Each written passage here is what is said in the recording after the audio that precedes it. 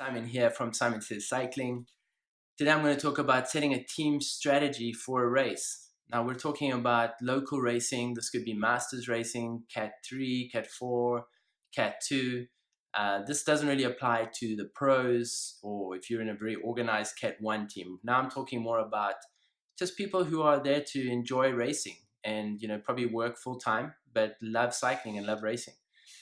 As a pro, we had very clear strategy when we raced. We had earphones, we had directions all the time, and we had very, very clear strategy. But what I've noticed in local racing here in the US, and I'm sure it's the same around the world, is that when a team gets to a race, many times there's a lack of communication and nobody really knows what they're going to do.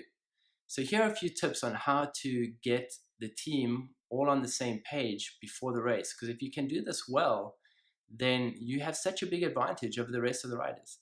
So number one is, and the biggest one is communication.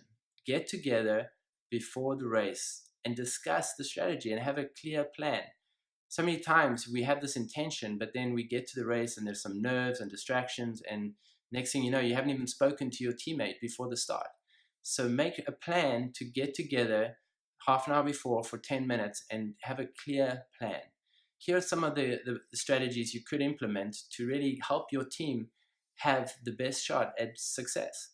Number one, every rider on the team commits to go with every attack, and everyone in the team takes turns to follow attacks. So if you're closest to an attack, you go with that move.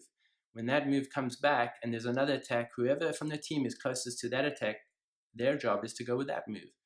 And so on. And if you keep doing that, you're guaranteed to have a rider in the breakaway. Now, once you have a rider in the breakaway, your next goal is to get another rider in the breakaway. So how do you do that? Well, maybe there's some chasing going on and the gap's 20 or 30 seconds.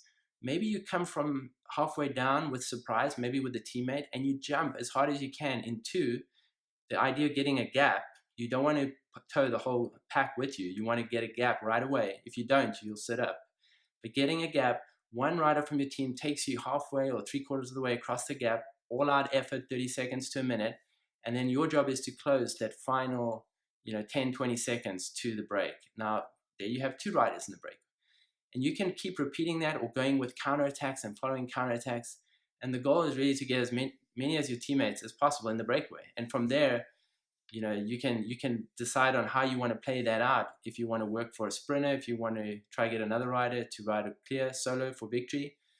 But that's a great strategy just to have as a team to make sure everybody is on the same page, everybody's working together.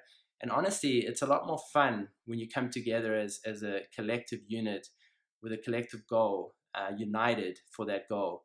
It's a lot more fun and rewarding than if you're there with your own agenda. Even though you're part of a team, you really have your own agenda and you're saving yourself for your own result. That's a lot less rewarding. Even if you do win, that's a lot less rewarding compared to if you're part of a winning team. So with that, guys, I'd love to hear your comments and feedback. What do you do if you're part of a team in a club? How do you guys get together before a race to come together and get on the same page? What strategy do you implement that works well? I'd love to hear from you guys. Please leave a comment and make sure you subscribe to my YouTube channel. I want to wish you all the best with your cycling.